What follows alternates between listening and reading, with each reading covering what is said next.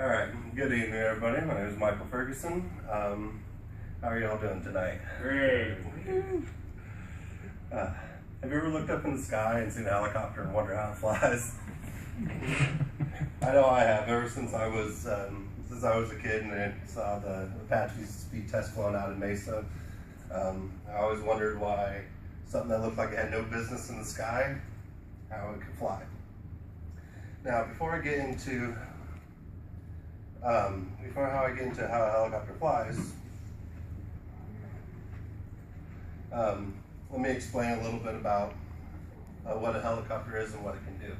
A helicopter is an aircraft that is lifted and propelled by one or more horizontal rotors, each rotor consisting of 2 or more blades from the helicopter flying handling. Also, due to its unique operating characteristics of the helicopter, its ability to take off and land vertically and to hover for extended periods of time, the aircraft handling properties under low airspeed conditions, and has been chosen to conduct tasks that were previously not possible by other aircraft. Such as rescue, firefighting, and other such things. There are 4 main forces that act on a helicopter while in flight. First being lift. Lift opposes the force of weight and is produced by the dynamic effect of air acting over the airfoil. So essentially, lift is causing the downward motion, or pushing air downwards, forcing the helicopter upwards.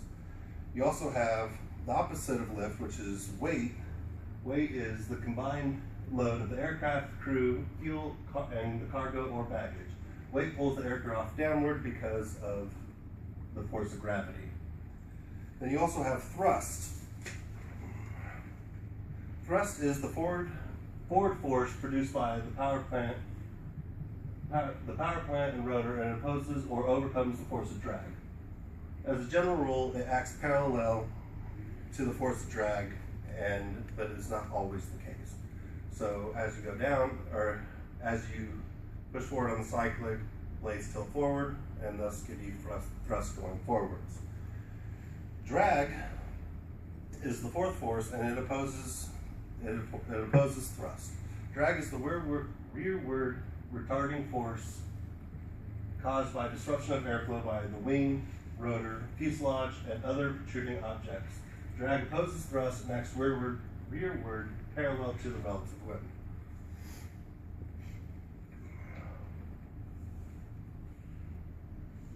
Now, there are 2 main principles that allow a helicopter to fly, and those are the Bernoulli's principle and Newton's third law of motion.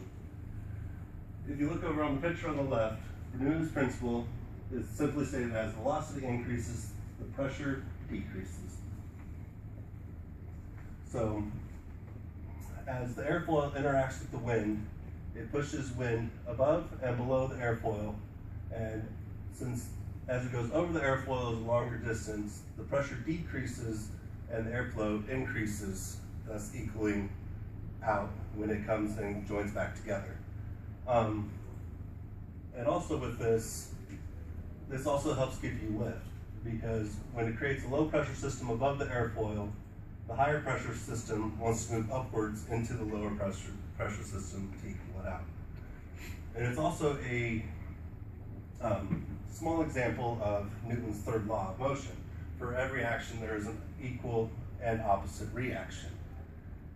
Because as the force of the air is pressed downward, it actually wants to react and thus give you your lift, which acts opposite to that. Also, another example of Newton's third law of motion is on how the aircraft flies. As the blades turn counterclockwise, the torque from it makes the fuselage want to turn clockwise. And you have a tail rotor that compensates for that.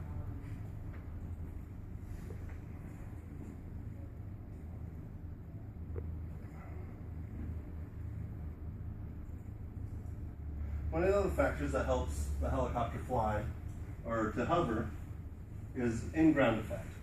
Ground effect is the increasing efficiency of the rotor system caused by interference of airflow when near the ground.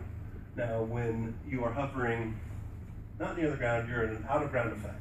And as you notice here on the picture on the left, you have very large vortices. And the larger the vortices get, the more inward they come on your airfoil, which gives you less surface area of the airfoil that can be used for lift, thus creating less lift and more power you have to apply. Now, if you notice, when you're near the ground, the downward motion, or the induced flow is hitting the ground and moving outwards. Your vortices are still kind of oval, but they come more outwards, and thus affecting less surface area of the blade. So you hover using a lot less power than you would in an out-of-ground effect hover.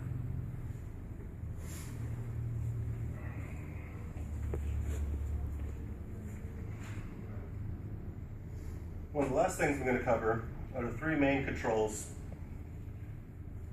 helicopter controls. First one control I'm going to go over is the collective. The collective is used to make changes to the pitch angles of the main rotor and does so simultaneously. The amount of pitch angle also controls the amount of lift that is given. So as you raise the collective, it makes more pitch in the blades, producing more higher angle attack, which in turn gives you more lift. The cyclic allows the pilot to fly a helicopter in any direction of travel, forward, rearward, left, and right. And as you move the cyclic forward, rearward, left, or right, it angles the rotors and the blades, transitioning the thrust in the direction that you want to move. You also have the anti-torque pedals. The anti-torque pedals allow the pilot to control the pitch angle of the tail rotor blades, which in forward flight puts the helicopter in longitudinal trim, and while at hover enables the pilot to turn 360 degrees.